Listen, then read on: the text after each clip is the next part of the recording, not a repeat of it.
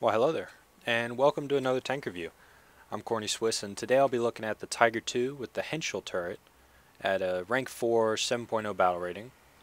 Now, as with all reviews, if you want to see something in particular, all the timestamps are below, so feel free to go to whatever you want to watch, but we're going to go ahead and get started with the garage portion of this review. So, the Tiger II, as a vehicle, as a machine, was designed in 1943 and was produced between 1943 and 1945. About 492 of these tanks were produced. About 50 of them have the Porsche variant turret, and that was an earlier design feature. Later on, well, not much later, German designers went to the Henschel turret because of the Porsche turret's propensity to have shot trapped between the turret and the hull, and that could lead to the tank being knocked out. So it was all, and besides that, it was also very expensive to produce that shaped, that angled surface, because it's just harder on manufacturing. So they went to the Henschel turret, which featured a flat face but thicker armor behind that turret. So you trade angling for raw thickness, which usually isn't good. Usually you would rather the angling because you can create more armor, effective armor. However, if that armor is creating a shot trap, it makes more sense to have the flat turret. And that's really the main difference between this tank and the Porsche variant. However, there are some differences here in War Thunder, but primarily in terms of gameplay, not in terms of raw stats. But let's get started with the statistics of this tank. So you start off with its weight. 68 tons. It's really heavy. Really heavy tank. And you'll notice that it's really heavy. 700 horsepower engine at 3,000 RPM. The engine is a little underpowered for this tank. It will struggle to do its top speed of 42 kilometers per hour. The only time I've been able to do it is on big run-ups like on Kursk, when I'm rushing across a field, or maybe on Poland trying to rush into the city or whatever. The point is, it's difficult to do this top speed. The turret rotation speed, though, pretty good. 18.5 degrees. That got buffed recently. And which is really nice because this tank doesn't turn that well.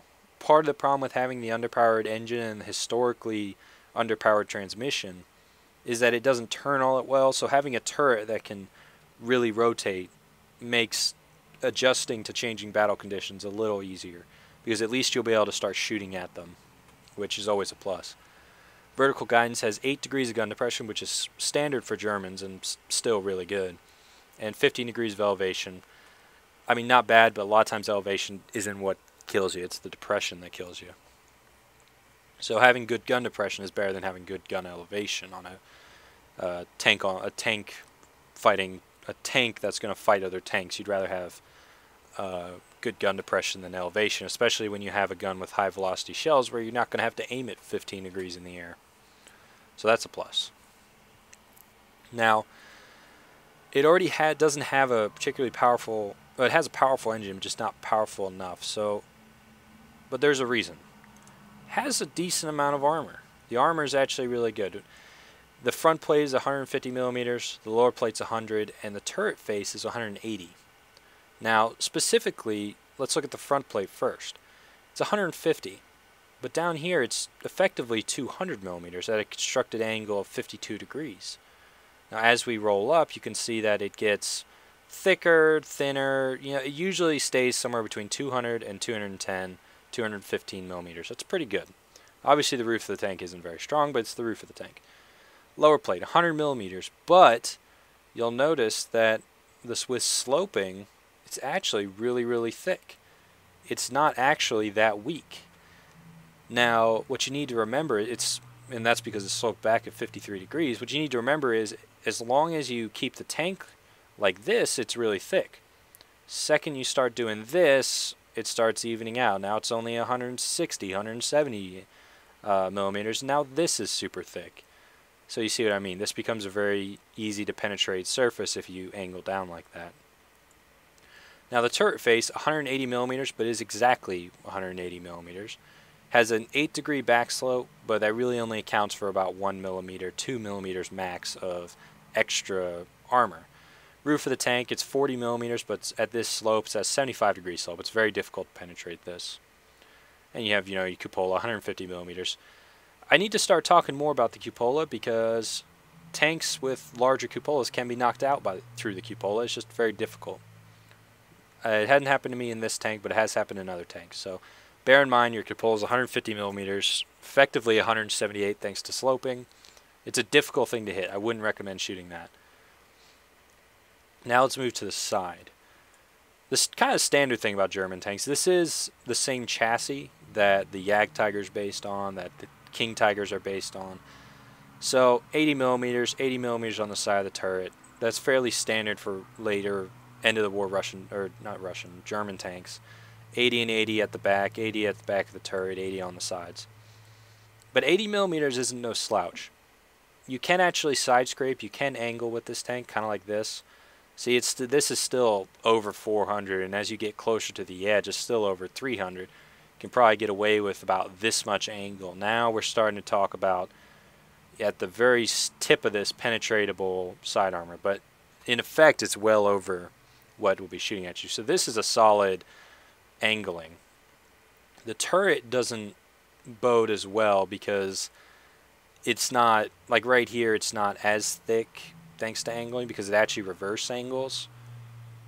But the side of the hull is really good. So if you point the turret at them, you'll be pretty good. And obviously the same is true for the other side. Now, the thing to talk about with armor is it can be as thick as it wants, but how effective is it? I find that this 180 millimeter plate is actually, at close range, the weakest point of this tank. It's the thickest portion of armor, but I'll tell you why I think it's the weakest. Large caliber Russian guns, well, actually just about every Russian gun that this tank sees, other than the T-44, can penetrate 180 millimeters at medium to close ranges. Can penetrate 180 millimeters. If they hit it plumb, so like right here, they can penetrate it. Well, what's behind that turret? Well, there's your gunner, there's your commander, there's ammo, loader, and the shell's liable to explode in here. So that basically means that if they penetrate the front of your turret, the whole tank is toast. That's true with most tanks, but it's really, really true with the Tiger because of just how everyone's lined up. But I say that, but that is true for most tanks. Front mounted transmission, machine gunner, driver. Driver's actually fairly safe. It's very difficult to get to the driver, I find, unless they get a shot through your lower plate, but the transmission sometimes saves them, which is funny. But you can set this thing on fire from the front if you hit the transmission. Now the sides are ammo rack. The side of the hull is ammo rack and fuel tanks. So depending on if you want to light them on fire, shoot them at the back. If you want to light just below them sky high, just shoot them in the front. Back of the turret is where ammo is stored, but side of the turret will also get the job done because the shell is likely to fragment when it goes inside. And then you have the engine in the back and the radiator and fuel tanks and things like that. So the layout is fairly standard. It's basically the same as the Porsche's layout. And that's because they're sort of the same tank. But the key difference is the 7.0 battle rating. I was talking about the front of this turret. It's 180 millimeters. 7.0 battle rating can see T-54s and IS-4s and things like that. And those tanks are well equipped to deal with 180 millimeters of armor. However, what they're not well equipped to do is hit a spot like that at range. So your advantage in this tank is to sit back and make them come to you. And you'll see that in the replays. And the reason that's allowed is the gun. This 88mm KWK-43. It's standard at rank 4. This is basically the gun all the rank 4s except the Panthers get. And it's a really, really good gun. With a decent crew, my rate of fire is down to 12 seconds per shell. Pretty good. Let's pull up the... Oh, that's my crew. Let's pull up the ammo choices. So, when you start off, you start with this AP and the HE. Let's start with the HE. Don't fire the HE. I don't think it's that good. 16mm penetration, even without that, the best you can hope to do is blow out their gun. And that's debatable considering it's not that big of an HE shell. So I don't recommend using this. It's not a very good round in my opinion. Heat shell. 600 meters per second is killer. And 103mm penetration doesn't really get it done. and it doesn't like sloped surfaces, doesn't like spaced armor. I think the heat has too many handicaps for that much penetration. So I've never fired heat from this gun. I've never fired HE from this gun. The only shells I fire are APCR and the standard AP. And the AP you get to start out with is pretty good. 225 millimeters penetration at 10 meters, 200 at 500, 160 at 1500 meters, and 1500 at 2000 meters. Or not 1500, 2000 meters, 150 at 2000 meters. What does that mean?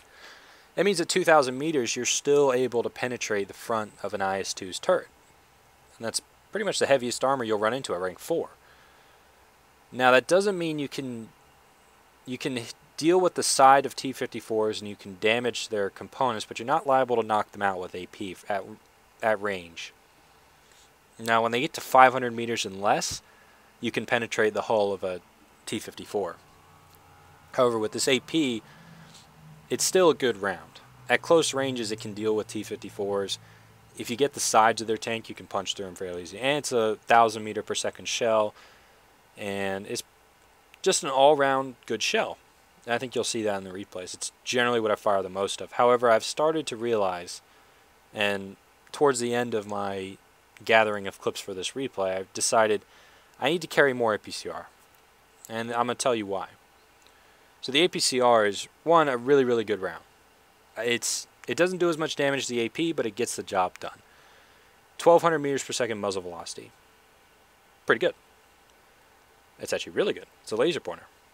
At 10 meters, you have 265 millimeters penetration. 500, you have 240 millimeters. 1,500, you have 205. 2,000 meters, you have 170 millimeters penetration. It's a lot of penetration. It's good for engaging targets at range. And you'll see that in the realistic battle particularly. That battle, it's a very long battle, but that battle made me realize I need to carry more APCR. And it'll become apparent through the course of the replay. So my preferred loadout nowadays, I haven't changed it yet, but when I do, will probably be, you carry 77 rounds, probably a 50-27 split. I think 27 APCR is enough. You don't need a lot, but AP is generally what I fire because it's plenty good enough for every rank 4 and most rank 5s. So 50 AP, 27 APCR is probably my recommended loadout. You don't need the APCR all the time. And when you don't need it, AP is a way better shell. Because at some point, penetration doesn't matter, if that makes any sense. If you exceed the penetration you need, all that excess penetration doesn't matter. You just need to get the shell inside their tank. And when you do that with an AP shell, it does more damage than you do with an APCR shell. So that's where the importance, I think, lies. And also, APCR is the last shell you can get, and the grind for this is kind of rough. So I'd recommend getting used to the AP and trying to use it a lot because it's a good shell. Now, all that means that this tank excels at being in excess of 1,000 meters of what you're shooting at. In excess of 1,000 meters, this tank is very difficult for Russian tanks to deal with.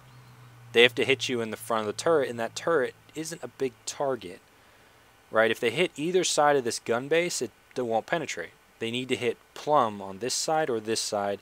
This side's really hard, so more likely this side, because this side's just bigger, right? You're more likely to ricochet off the mantlet here than you are right here.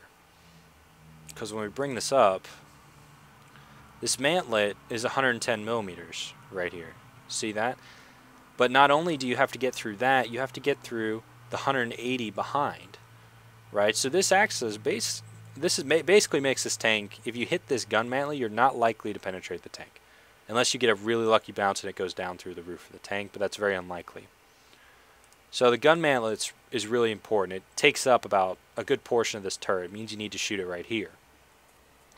So in the realistic battle, this will all become apparent. I can bounce shots. It doesn't matter because they can't hit this turret plumb, and they can't really damage me in any other way.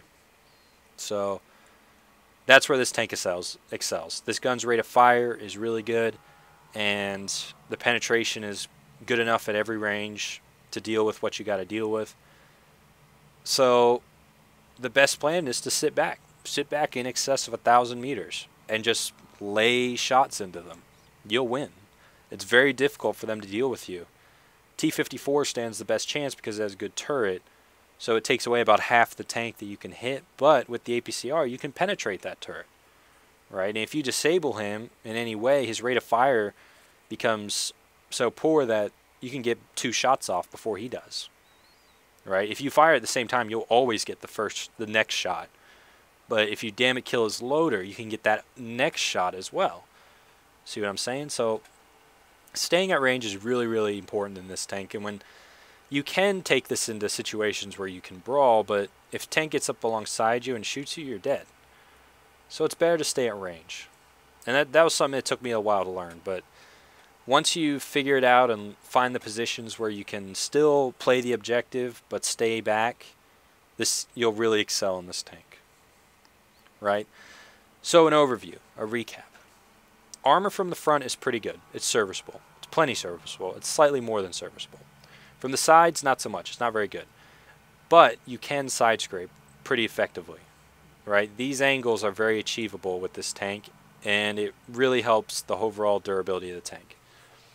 The turret is good, but at close range it'll fail you. Right? So it's better to stay at range or try and angle the face of this turret slightly, or maybe turn it at the last second to try and give it a weird angle and bounce that shot. But the turret will more than likely do you in, if anything will. Right, this lower plate is pretty tough.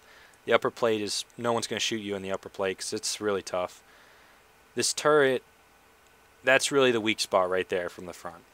Right, if they can't get through that, don't worry about them. Shoot them in the face. They're done.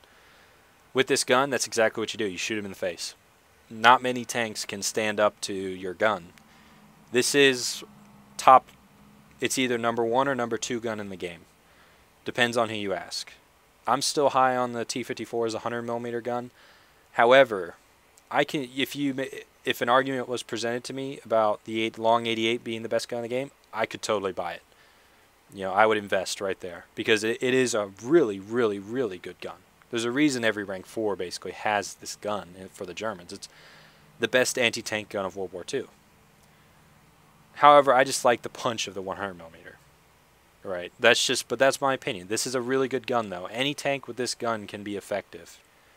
The key is that the gun allows you to play at range. The Porsche turret needs to play a little farther back than the Henschel. And the reason is that the Porsche turret, it's not the armor thickness so much that fails you, it's the shot trap that fails you. Well, this tank doesn't have that, so you eliminate one of its weaknesses. And now, instead of just hitting the lower part of the turret, you actually have to hit this thing smack and penetrate 180mm, which is harder to do. Right, so that's something to consider. However, I have mentioned T-54s. The 7.0 battle rating really hurts. Nowadays, a lot of times you'll get drawn up into 8.0 battle rating games simply because there aren't that many rank 5 German players queuing. Right? Eventually, when there's more rank 5 German players queuing, this tank will probably dominate rank 4, and it kind of already does to some degree. This tank and the Ferdinand really do well, I think, in rank 4 because they each are excellent at something. This tank is an excellent long-range sniper, so is the Ferdinand, but the Ferdinand is borderline impenetrable, hull down, and at range. This tank less so. However, it does have a turret which makes it infinitely more reactive and able to address changing combat situations. So, overview, armor's pretty good from the front, sides it's weak. Gun is really good, really, really good. It's not particularly fast tank, but it'll get where you need to go. Right? At low gears it's pretty slow, but once you get the engine churning, it can move a little bit. Turning is a little bit of an issue, but you know, it's always an issue with German tanks at this tier. So anyway, without further ado, let's get into the replays. Here we are in a simulator battle on Kuban. This is a battle game mode, so no caps, which is nice. But I'm moving out over to kind of my favorite initial spot, and eventually my favorite spot to sit with a tank I don't like to really push the issue with. And when you're driving the Tiger IIs, it's also important to note what your teammates are driving. For example, there's a Tiger. A Tiger can't see tier 5s. or rank 5s. It can't see 8.0 battle ratings. That means we're not going to have any in this game, which is nice. It's always good when you're driving a 7.0 battle rating machine and you're not going to see any 8.0 battle ratings in that game. Now, something I didn't realize initially, but then I realized after, how did, it's kind of, okay, I understand how they did it, but they must have taken a few tries, because the entire enemy team, about 8 of them, are from the same, I guess, clan. I don't know, I'm not entirely sure what it's called in War Thunder. They're all from Angel, which, I mean, is cool, but that's pretty OP in my opinion. We're gonna win this game, but it's, I don't know. Should that be allowed? I don't know. Probably not. But, you know, it's within the rules of the game and they do it, so why not? But what's happening here is we nailed an SU-100. We know there's some IS-2s. Here's an SU-152. I thought he was dead, but then I was like, well, I'll just shoot it because there should be a tank destroyer there. And lo and behold, he was alive, but now he's not. And there's an IS-2. I don't know what the heck this shot hit, but it didn't hit his tank. I guess it hit the trees and didn't penetrate, or there's something there that blocked the round, but IS-2 got away with that one, I think. Second one does him in just fine. But now I need to turn a little bit to start dealing with the threats that have my flank. That's one downside of this position, is that if you come here and the enemy can take the southern part of the valley, you're very exposed because your side is just flapping out in the wind. I know there's an IS-2 over there, but on the mini-map I've spotted an SU-100 who's a bigger threat because his gun can penetrate the face of my turret, which is a pretty big issue for me. Considering my turret, really the only protection this turret has is the fact that it's a little thicker. It's not angled, it's kind of small.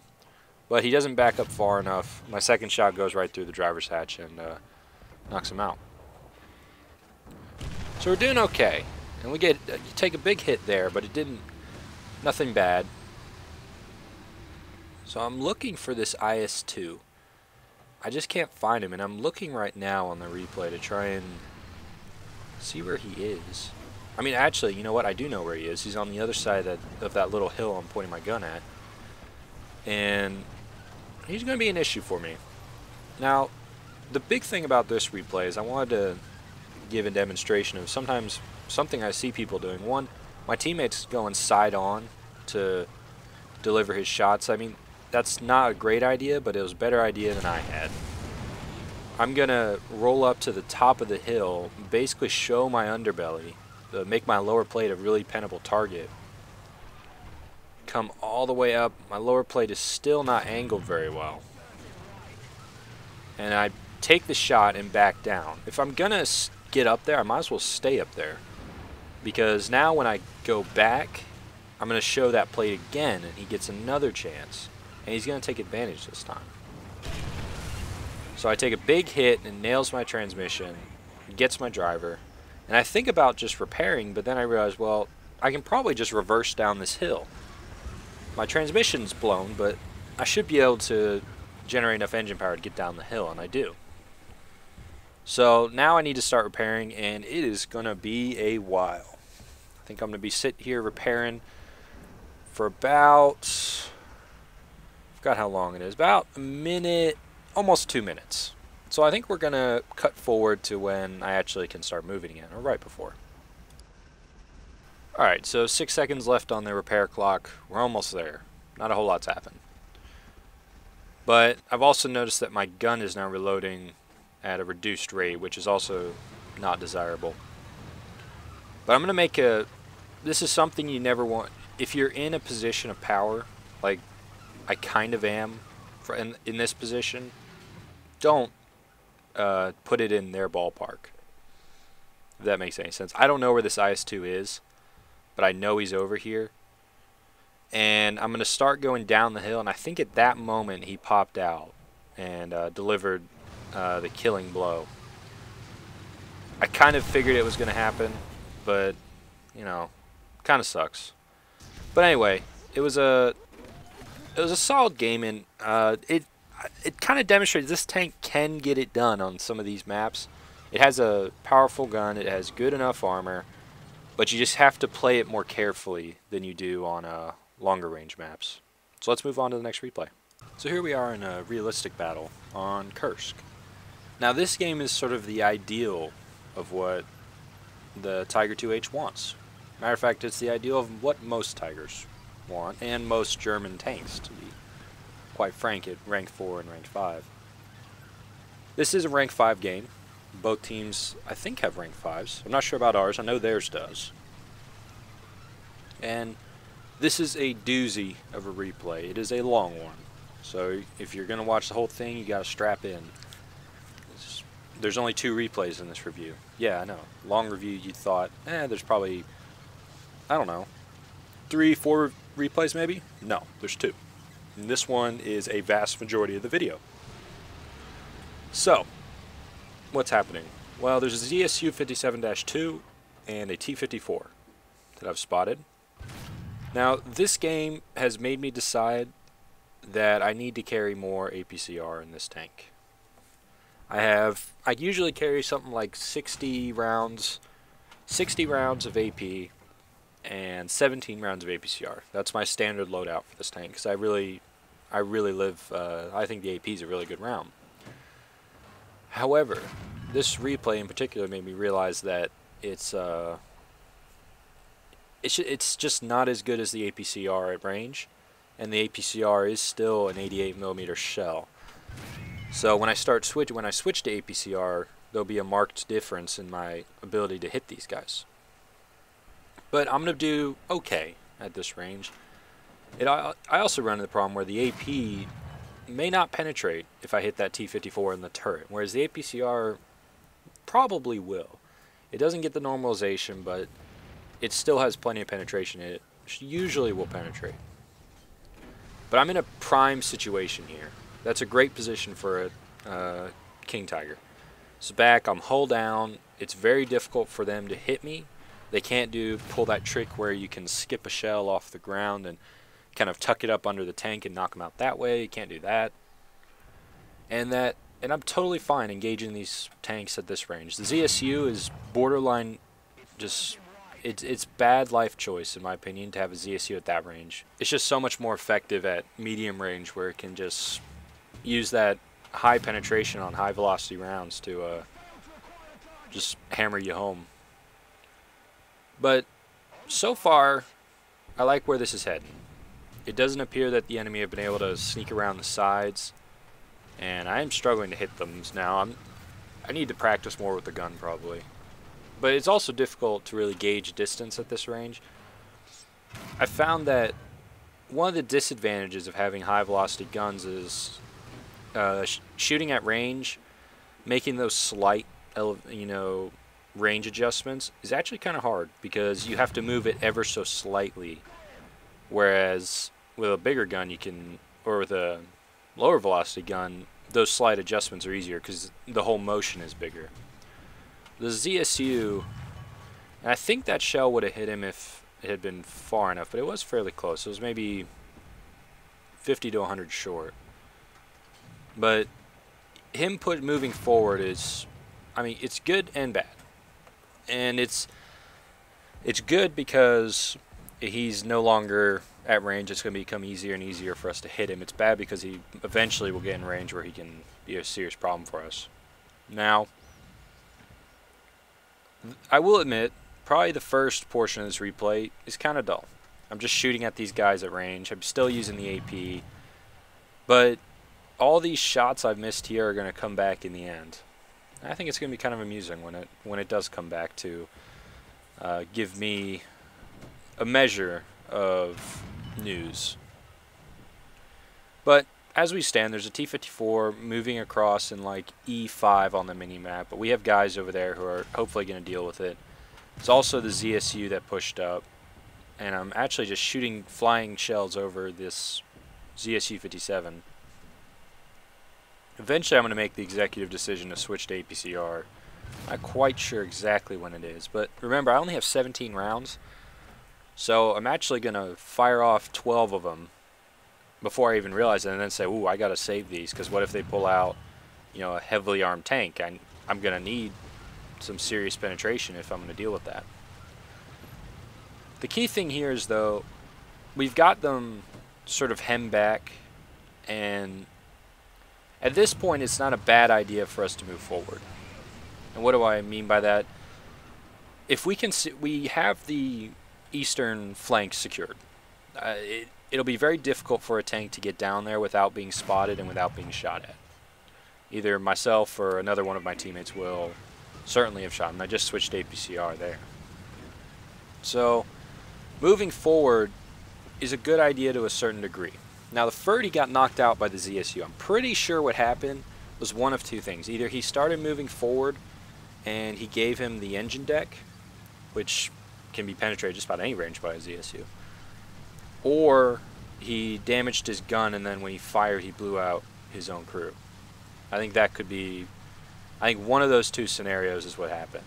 Normally a ZSU shouldn't be able to affect a Ferdy at that range. And he certainly can't affect me, and you're going to kind of see that.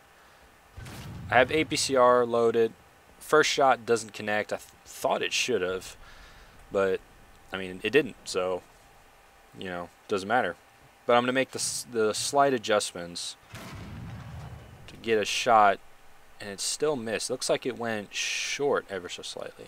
But you see what I mean? The ZSU, even though it looks like he's shooting over me, oh my god, I'm dropping things, actually is hitting me. And the first shot went right through his tank and set him on fire. But I believe he had a fire extinguisher and he put it out. So fire the next shot, it skips off his lower plate. So I need to aim a little bit higher. And he actually blows off my tracks. And even though it looks like he's not shooting at me, he is. I'm not sure why it's doing that. Next shot goes through and gets his horizontal drive. Which, I mean, doesn't matter a whole lot if he's already locked onto me. But eventually, I think he's going to kind of get tired of engaging me at this range and start moving forward. Now, I am still out of the range of this T-54. It's going to be very difficult for him to penetrate and kill me. And my first shot goes through him, the base of his turret, gets his loader, gets his commander, which is nice.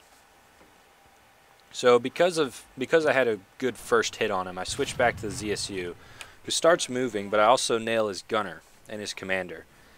And I think what happened there was that he's already expended a lot of ammo, but so the ammunition there might not have been modeled anymore. But my next shot on the T-54 knocks him out, and now the ZSU is just running across this field. He has to close the distance. He has no hope of surviving.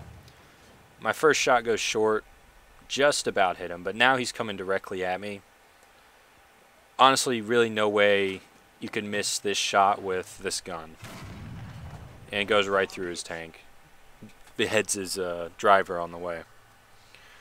So that's those guys finally knocked out. I don't know how many shots it took. It took a lot, though. I'm kind of trying to decide what to do here. I don't want to give up this field, though, because they can still spawn. This is realistic, so you get as many spawns as you earn type thing. And now there's a T-44 who's shown up. Now, I absolutely have zero fear of a T-44's gun at this range. First shot gets his loader, and it's here I decided I'm going to switch back to AP because I don't need it to penetrate. I don't need APCR to penetrate a T-44. It would help. And actually, right there, you saw a double shot. It's because I had a little bit of a lag spike. But suffice to say, I have zero fear of his gun. The only way he's going to knock me out is either by really, really good RNG, tons of luck, or I make a mistake. Now, ZSU-37, I'm not scared of it. However, if he gets on my flank, I'm not 100% sure with what the penetration is on it. I haven't looked in a while. So I want to kill it, because if it gets up on my flank, it might become a real issue for me if he can start circling me and things like that, and my teammates can't deal with him. So And also I think the strategy here is that the enemy were trying to sneak someone around us. That was just an unfortunate shot right there. Probably should have knocked him out, but it doesn't matter. Like I said, I have zero fear at this range, and he's coming to a slow stop because his engine is no longer working. And, you know, good news is delivered. But I'm just checking to make sure it's still just the T-44 before I put the final bit, the final roll of newspaper through his tank. Good news has been delivered, my friends. But this T-44, at this point, I should be moving up on him. Honestly, I don't have any fear of him until I get close to him and he can start circling me. So, after I get bored of shooting at him and repair my tracks, I believe my tracks have been blown off. Or they will be soon. I'm going to move forward and attempt to deal with him at closer range because, I mean, I've been emphasizing it. At this range, my armor is impregnable practically. They'd have to get extremely lucky to penetrate the front of my tank. Now, the sides and rear of my tank are easily penetratable. No problem. So I'm going to take a few more shots here.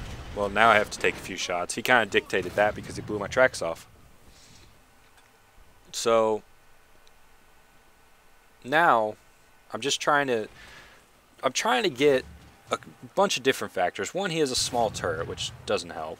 Two, he's at long range, which is better for me, worse for him, but still doesn't help. And I'm on a slight hill, so I have to aim ever so slightly to the left of where he is for my shell to kind of fall back on him.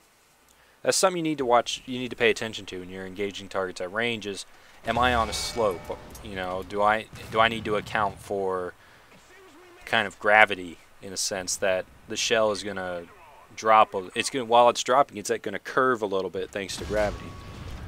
So it's just actually some really, really nice physics modeled in the game, and I'm really glad that Gaijin have been putting that much effort in some of these things that you just wouldn't see normally. I think modeled for example, the way a shell drops when you fire it from the side of a hill. Also, I think since we're on that train, I also think it's really, really cool that they've modeled what a shell does when it hits a tank. For example, high explosive shells from howitzers. You know how a lot of times, I know when I shoot the tanks, German tanks, a lot of times it's not, I didn't penetrate, it's the fact that the shrapnel went through the roof of their tank and knocked them out that way. So lots of cool things modeled, and it's really nice to see those things come into play. Very well done. But now I've decided to move forward. I have zero fear of a T-44 at range. If he gets close, obviously that might be an issue for me. But if he's staying at range, no cigar. I'm not horribly concerned. That shot would have been nice if it penetrated and did some brutal things to his tank, but not the case. So we've been focusing on this part of the map. What's happening on the rest of the map? Well, while I've been dueling tanks over here, my teammates have actually been pushing up along the ridge, which is what I should have been doing the whole time, really. We control the middle, the field on the western side of this ridge, we control the ridge, and we control the eastern side of the map. We're very slowly, because we're not that fast, pushing the enemy away from our cap and back into their spawns, which is nice. It's always good. Now, one player on their team, and I don't remember his name. It says like Wasar or something like that. Sorry if I mispronounced, and if you ever see this video, he played a heck of a game. Now, he did die a bunch, but I mean, given the circumstances, he played a pretty good game. So props to him. He's going to end up being a thorn, we'll say that. But anyway, we're starting to get to the point where our tanks are exiting their preferred, what's the word for it? Preferred MO. We're exiting the part of the game where we can sit back at range. Now we have to advance, move forward, and take the fight to the enemy. which is debatable life choice, I think, in a lot of German tanks. Unfortunately, that didn't penetrate. Usually that would. But like I said, I have zero fear of his gun in front of me. Now, from the side, it's a little bit of an issue. So what I'm doing here, and this is actually a key thing you kind of need to figure out, is what to do when an enemy medium's rushing you.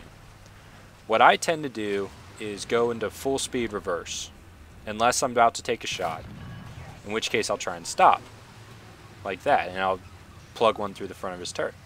But I like to go in reverse, especially with the King Tiger. Going in reverse, getting your engine moving, is a solid tactic, I think, because it gives you more time in between when they can get on your side, and it also keeps your engine power up, so your turning in reverse actually is better if your RPM is higher, if you have more engine power going. Now, the part where it kind of breaks down is eventually he's going to outturn you regardless, and you need to start going forward and start angling basically the ass of your tank so that he's going to try and shoot you in the side and it's not going to penetrate. That's a little difficult, and we'll see a little bit of that later. The both King Tiger variants, I didn't point it out in the Tiger P review, but this one, as well as the Porsche turret, both benefit from side scraping and angling a little bit. Angling in the open field less so, but side scraping definitely. Now, what I've spotted here is that there's a ZSU-37 who's blitzing down the side here. What I think he was trying to do was he was trying to win by either flanking us and killing us, or by making it all the way to our cap circle, because there's no way we could make it back in time. However, he's running away from me. I'm on a slope, and the issue I'm talking about is kind of what I've already touched on. The fact that a lot of different things in this game are modeled to some, as far as I can tell, accurately. I'm at a higher elevation, so my shell basically has to, my distance is, he's not 400 meters away from me, I don't think. He's a little farther than that. But the shell, you have to give it less elevation when you're on a hill, because the hill like helps you a bit, if that makes any sense. So we knock him out. Now I'm worried about tanks to my right, because I'm in their spawn. But what I'm going to do is I'm going to turn and then reverse so that I can get back to the ridge and then push over to where I think the last enemy tank is. Because that guy's going to come back in a year too, who's going to get shot down by some of our AAA tanks. We have a couple of, well, we'll have, I think, 2 of them when it's all said and done. Now, year 2 would be really scary, but unfortunately for me, he didn't bomb us. Well, for our team, really. AAA was on point. But there's also an IS-4 who's way over in the other spawn, which could become a problem for us. Because the IS-4 is still, even though it was ninja nerfed, and I say ninja, I've always said it was ninja nerfed, because I never remember reading anything in patch notes. And I try and read every set of patch notes, but I never read anything that said the IS-4's hull was nerfed, but it definitely was. So now I'm turning, because I know the IS-4 is over there because he just knocked out our King Tiger, was in the middle of the field. So he must be over there to have. And looking at the team list now, I can confirm we did have a rank 5 on our team, because we have the King Tiger 105, which is a pretty good tank in my opinion. On maps like this, it's absolutely insane, because it has good rate of fire with a bigger gun, and pretty good armor too. Basically the same as the H, if I'm not mistaken. But anyway, slowly making my way over here, and it's going to be unfortunate because the King Tiger, the rank 5, is actually going to run out of ammunition, which is not good. Could be better, absolutely. Especially on this map, it's too big to get back to a cap circle, so he's going to have to wreck. And ammunition becomes a problem when the game goes, I mean, I'm not going to spoil it, but this game's going to go quite a while. I think we still got another section here. So if you're still with me, you know, you're a trooper.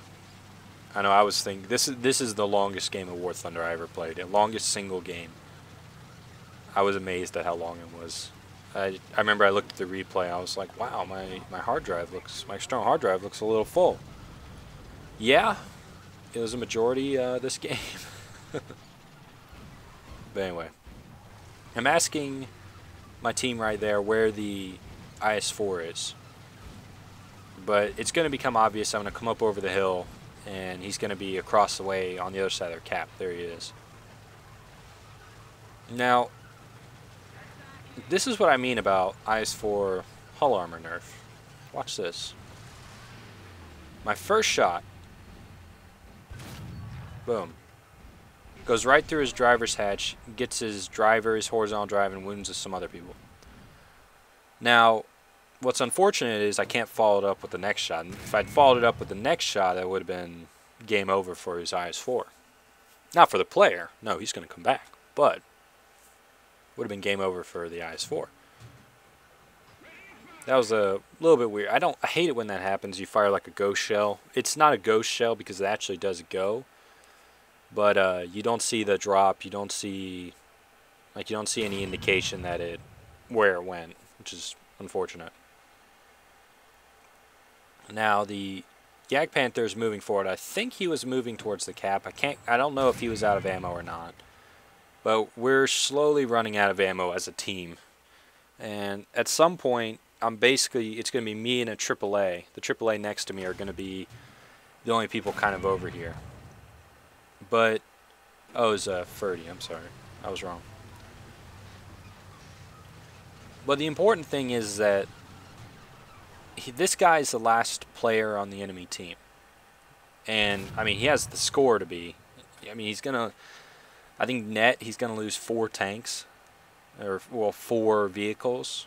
It takes a lot of points to get that 4th vehicle in. But my AP kind of isn't getting it done here, but I don't want to go any closer. At this range, I have the advantage over the IS-4. It's really in my ballpark. If I start hitting shots, he's going to be in he's going to have a serious problem. Now, I think his mistake, I don't know if he really made a mistake here. He starts moving forward. Well, that's kind of the right decision. We have Dorniers overhead.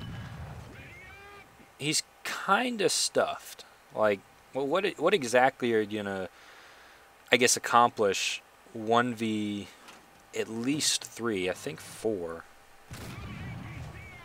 But at this point, I'm out of AP. I'm down to 5 APCR. 5 rounds left. But I need to knock out this IS-4, but here comes the Dornier. That was kind of a cool scene. And fire! Nice big hit. Into the track, of course. But the Dorniers are actually going to play a very serious role. And there goes the Ferdy, who was finally knocked out by the IS-4. And I'm going to get one last shot at him, which did some pretty serious damage to him. It penetrated, it looks like, the upper part of his hull, but the Dornier comes in and polishes him off, which is nice. Now at this point, I don't really know where the enemy he's going to spawn. I'm hoping he doesn't spawn again, but he's going to. And he's actually going to spawn in the spawn behind me, but I'm going to kind of be ready for it. My thinking was that, okay, he must have spawned in the western one last time. I think he'll be in the eastern one this time. It's random every time, but it seems to alternate.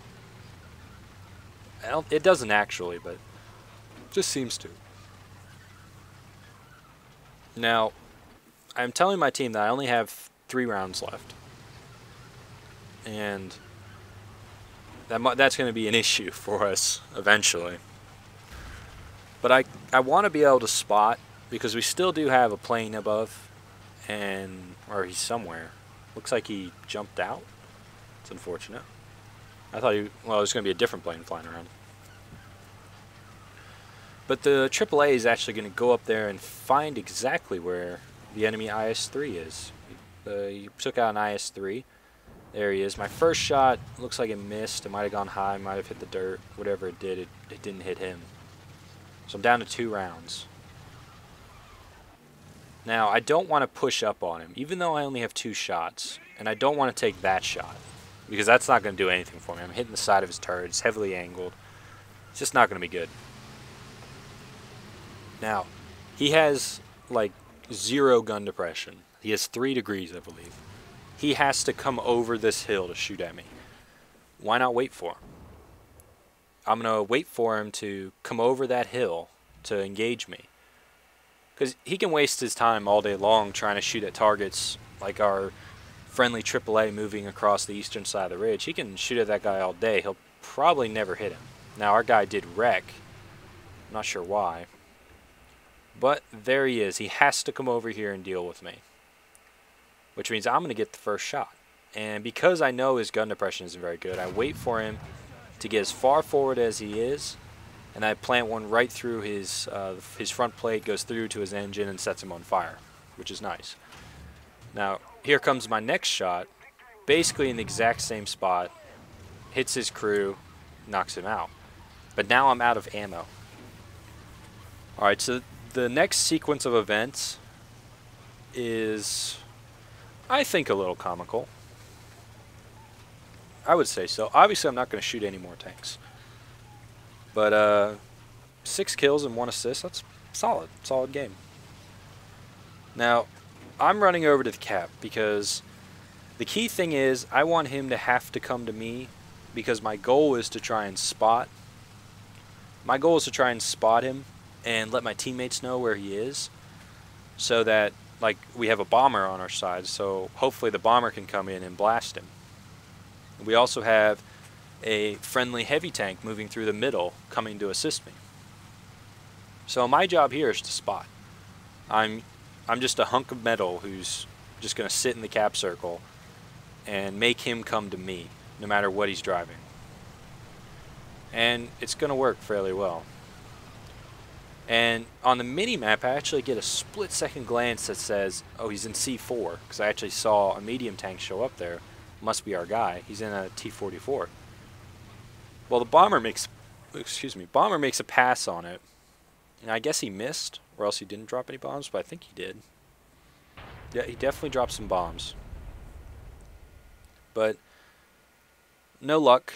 Didn't hit him. Unfortunate. Now the Tiger P though is getting into range. Now again, this is a T-44. I have 0 fear of his gun until he gets all up alongside me. So him firing on the move, honestly, him firing at all doesn't bother me. What bothers me is the fact that he's one coming directly at me. We have a friendly bomber, and I'm in the line of bombing, but he misses both. So now what I'm trying to do here is keep my front armor facing him and try and ram him, but there's no way I'm going to ram a T-44. So I start backing up to make it harder on him, and then start going forward so that the angle of his shot is bad. So that kind of to angle my side and ass armor in such a way he can't penetrate him. Boom. Tiger P nails him, which was a great shot by him. I think I was fairly safe against the T-44 unless he chased after me, but now he's dead. We have a Dornier still flying above, and he's actually going to respawn. He's going to respawn in a B-25. He's giving me a taste of freedom. He's going to, well, lend-lease freedom. Kind of gives me a taste of what's going to happen when American tanks finally get here. Imagine B-17s bombing the shit out of you on Kursk or a wide open map where there's no cover. It's coming, I promise. And when British tanks come, imagine Wellington's dropping how big are those bombs? 4,000-pound bombs? Ouch. Those are going to hurt. It basically blow up an entire section of the map. So, yeah. But, we're going to take it like a champ. But he's going to get us. I think he got it. I think he blew me up right before the game ended. And my teammate actually spots him and says B-25 incoming. So I actually start moving, looking for cover. and trying to just get out of anywhere near the cap circle. You know, like, don't bomb me, bomb someone else. I mean, shit. But AAA is opening up on him.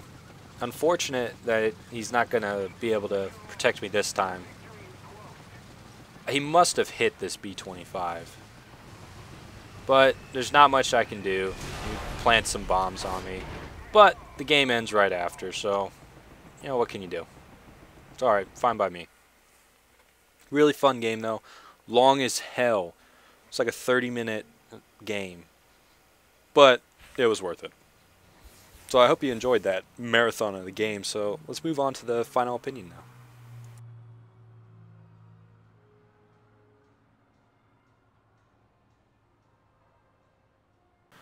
Alright, so opinion time.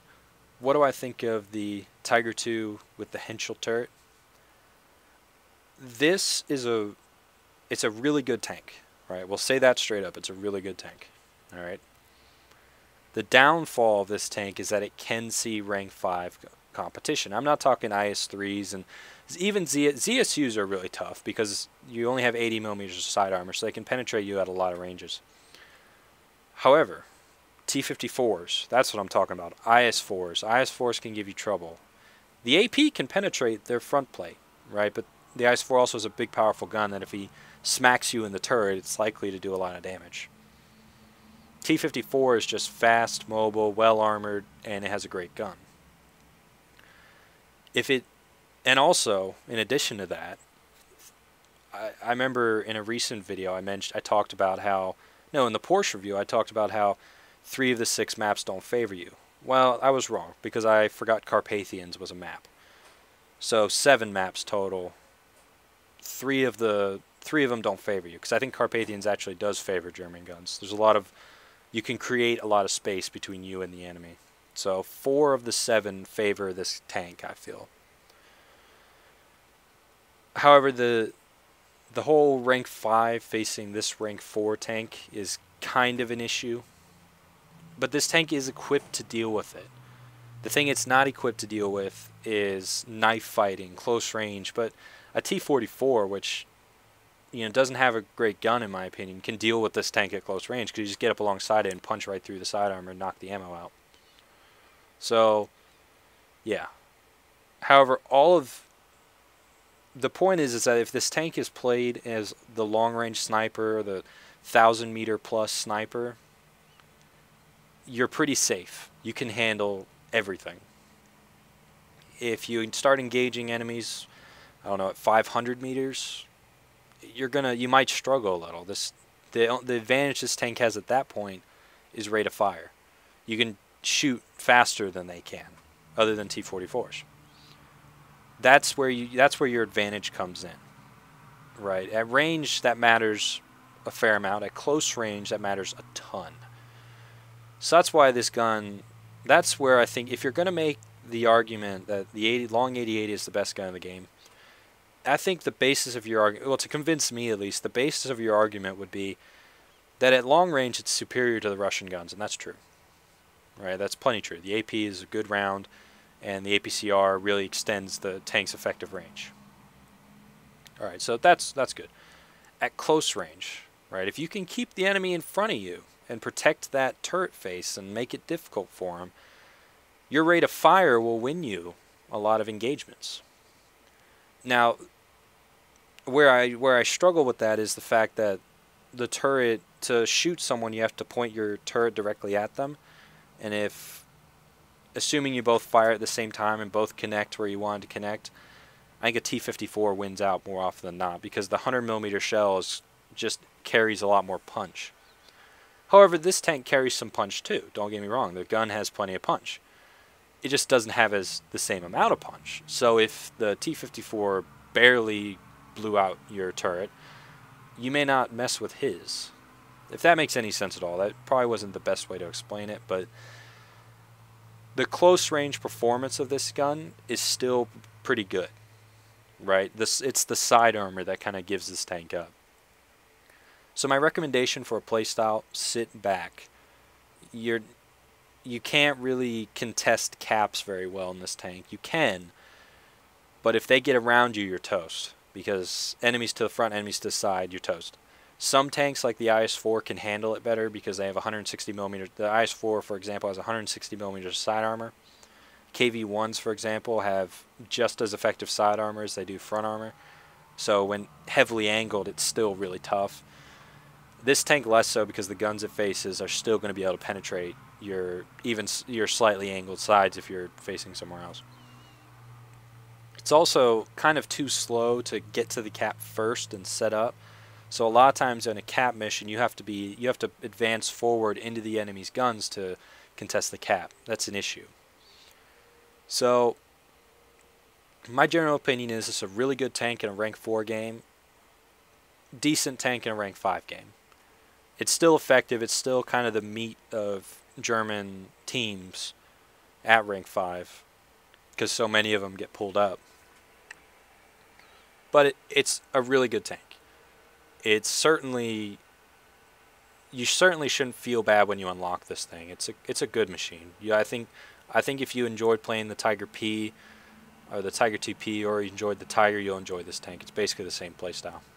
The Tiger's probably a little more durable than either of the King Tigers, but at its tier. That's what I'm saying. But yeah. So yeah, thanks for watching. If you have any questions, comments, concerns, throw them in the description. I'll be more than, or the comment section. I'll be more than happy to answer them and talk about it. But yeah. So thanks for watching. I've been Corny Swiss, and I'll see you next time.